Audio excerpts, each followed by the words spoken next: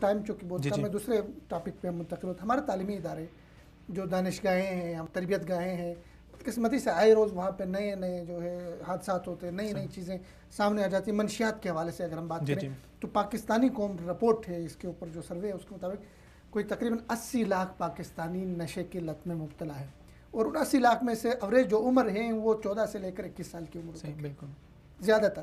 اور سکولوں میں چھوٹے جو سکول ہیں وہاں پہ بھی بچے نشہ کرتے ہیں، اور نشے کے نت نئی چیزیں سامنے آ جاتی ہیں. اب پچھلے کوئی ہفتہ پہلے قائد اعظم یونیورسٹی کے باہر سے ایک گروہ پکڑا گیا کہ وہاں پہ نشہ وہ جو ہے سپلائی ہوتا تھا. اور سپلائی کرنے والے کون لوگ ہوتے ہیں؟ چوکیدار، ٹھیے والے، دکاندار، اندر کینٹین والے، اور بسا اوقات بدقسمتی سے پروفیسر جو یونیورسٹی میں پڑھاتے ہیں وہ اس کام میں ملوث ہیں. تو کیا کہیں گے؟ ایک المیہ ہے، ہماری قوم کا المیہ ہے. تعلیمی ادارے جہاں سے ہم نے ایسے لوگوں کو، افراد کو تیار کرنا تھا جو قوم کی قیادت کرے، وہاں سے چرسی، پاؤڈری، نشائی.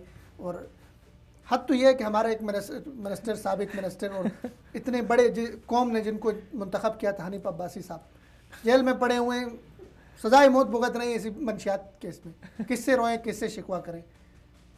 کیا کہیں گے اس میں؟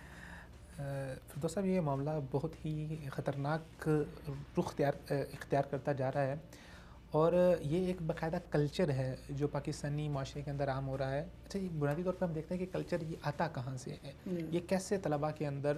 اور آپ تو یونیورسٹی کی بات کر رہے ہیں، جو ابھی کی رپورٹس ہیں ان کے مطابق سکولز کے اندر چھوٹے بچے وہ باقاعدہ منشیات کی طرف لگ رہے ہیں اور نشے کی چیز استعمال کر رہے ہیں. اور اس میں کچھ رپورٹس ایسی بھی آئی ہیں جس میں باقاعدہ طور پہ اسکول مالکان ملوث تھے. کیسے ہو سکتا ہے کہ اسکول کی کنٹین کے اوپر ایسی چیزیں بک رہی ہیں، بچے وہاں سے لیتے ہیں؟ تو ایک تو وہ لوگ اپنا بزنس چلانے کے لیے اپنے کاروبار، انہوں نے اپنا کاروبار بنایا ہوا ہے، اور دوسرے معصوم بچوں کی زندگیوں کو برباد کر رہے ہیں.